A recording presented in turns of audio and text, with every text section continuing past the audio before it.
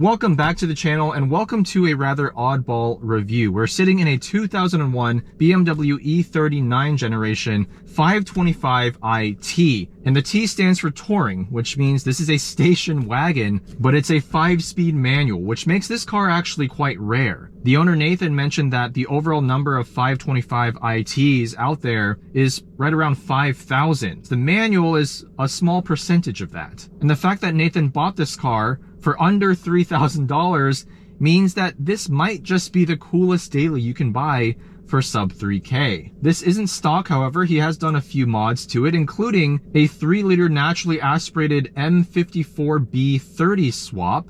It's still an inline 6 like the original 2.5 liter, but besides being half a liter larger in displacement, this also has cams swapped in from an E46 330i ZHP. That means this makes 235 horsepower and 222 pound-feet of torque. And actually, I guess this car isn't that rare because it was originally an automatic, which the owner swapped to a ZF 5-speed manual. If you get an original manual car, then it's going to be quite rare. The nice thing about this manual swap, however, is that because it keeps the final drive ratio from the auto, it's actually much shorter geared compared to the actual original manual. And the reason why this car is so cool to me and to many enthusiasts is that it's one of the very few manual transmission wagons, and of course it's rear-wheel drive. So off the top of my head, some other cars that fit into that category: CTS-V Wagon, which costs an absolute fortune nowadays, Lexus IS300 Sport Cross, some of the older Volvo wagons, and the extremely rare E46 wagon,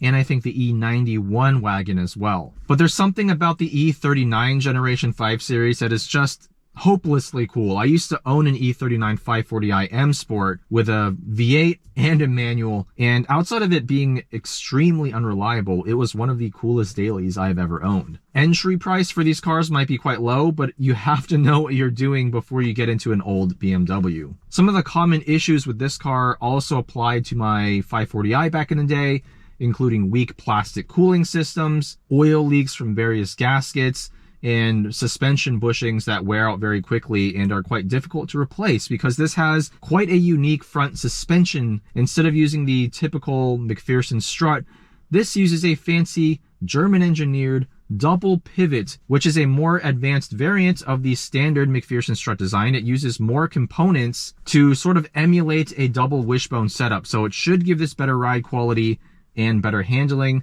but at the cost of difficulty to maintain. Some of the touring models came with self-leveling air suspension in the rear. This one does not. This also has aftermarket coilovers from STX. Some other mods include an unknown brand of headers, a Garagistic short shifter kit, and an aftermarket elbow airbox and cone filter. If you were to find an actual original manual transmission 525iT, they're quite expensive. The last one I saw go on Bring a Trailer had something like over 100,000 miles and went for 13,000. So the fact that Nathan got this for $3,000 makes it quite a bit of a bargain if you ask me, considering it actually makes quite a bit more power than a regular 525iT. We have this huge 4-spoke steering wheel. This short shifter actually does feel very nice. This must have an aftermarket boot and shift knob, or at least an OEM replacement, because it feels about 30 times fresher than the rest of the interior. The steering wheel, you can see the leather is cracking. The seats have seen better days as well.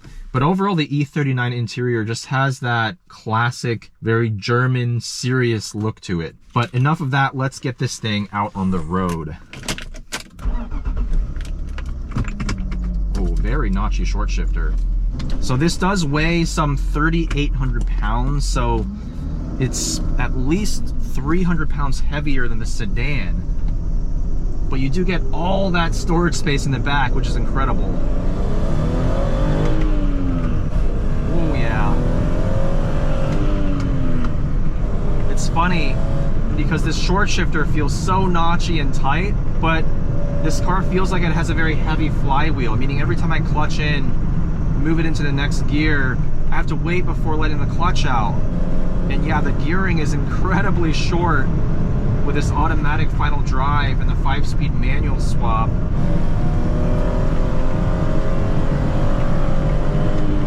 This engine does sound quite good though. Naturally aspirated BMW straight 6, you can't go wrong. And I think that cone filter and aftermarket airbox actually might be enhancing the sound, because it does sound very surprisingly loud and has a great induction note from inside the car. The ride quality, even with STX coilovers, this rides really well. The steering actually feels a bit tighter than I expected for a car with over 252,000 miles. There's a little bit of slop just off center, but once you get it loaded up, it feels pretty good. Since this is a 6-cylinder 5 Series, the first of which I've driven, this actually uses a rack and pinion instead of the steering box that the V8 models had, which was just notorious for having kind of a sloppy feel to it. There is more road noise though than I expected for an E39. I don't remember mine having this level of road noise. I think part of it is probably because of the touring body style. Just because the rear is completely open, more of that road noise from the rear tires comes through. This makes really good mid-range torque, this 3-liter engine with the ZHP cams. Basically at any RPM you get usable power.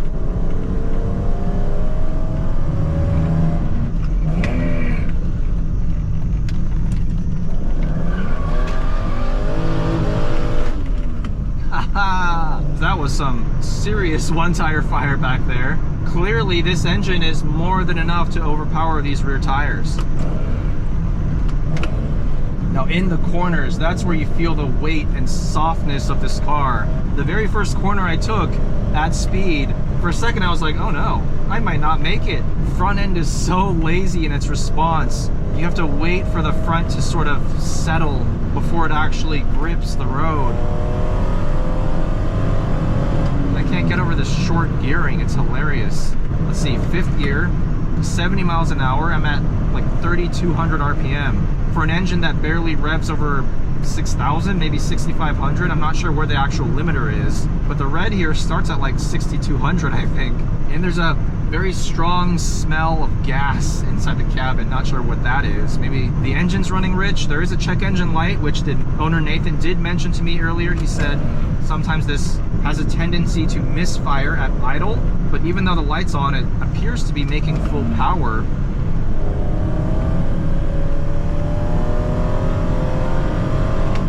Oh yeah, I just love the straight 6.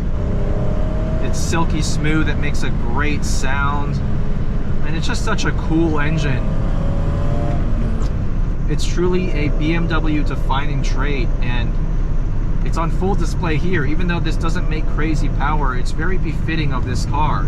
This is a daily. It's something that you probably won't do canyon drives in. I'm doing it just because I can, but ultimately this is meant to hold people and a bunch of stuff in the back comfortably, and that it definitely accomplishes. Even for a 25-year-old car, this is very easy to drive. Again, the steering surprisingly good. I do think these 6-cylinder E39s with their traditional rack and pinion steering setup noticeably better than the V8s. See, even in 5th gear below around 2,500 RPM, it still makes good torque.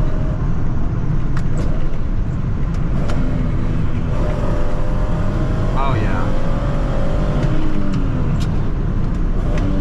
Easy to heel toe, good throttle response. It's not particularly sensitive. You have to get nice and deep into that pedal, but it's very linear, very predictable. See, even in this long sweeper, I just don't trust the front end. You have to start turning a good second before the car actually starts to respond. And that's not because of the steering. The steering feels good. It's really just because of that body roll. I just drove an E92 M3 with a stock shifter, and this Garagistic or Garagistic, however you pronounce it, aftermarket shifter feels so much tighter, more mechanical, shorter throws. It really enhances the driving experience.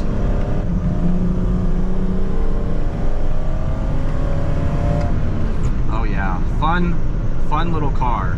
And this is the right size for a BMW 5 Series as well. The newer ones have gotten so big, so heavy. I mean, the new M5 Touring weighs like, what, mid 5,000s, this is at least 1,500 pounds lighter. I'm not saying it feels light. I'm sure the new M5 has all sorts of trick chassis technology to make it handle way lighter than it is, but there's something about just crossing that 5,000 pound threshold that is just deeply disturbing to me. And sadly, many modern cars have. But yeah, this car is just so cool. For $3,000, hell, I would drive this with all the lights on the dash. Who cares? As long as it runs. It's one of the coolest practical dailies you can get. And it has so much character because it's from that era. I mean, I would argue the golden era of BMWs, not just for the M cars, but even if you wanted just a normal commuter like this 525i Touring, the fact that you can get many of these models with manual transmissions and straight six naturally aspirated engines is just so cool. It's quintessential BMW. The owner Nathan has an NT3 Miata as well, and a Cayman GTS 4.0. So he has great taste in sports cars. And this one is proof that you don't necessarily need a super high-end, expensive daily. Something like this just has so much character, and it's a boatload of fun to just cruise around in and do some nice second gear skids in as well. So let me know what you guys think about the 525i Touring, or just the E39 in general. Is this the best 5 Series generation of all time? I sure think it is. A big shout out to Nathan once again. Thank you guys for watching, and I'll see you in the next video.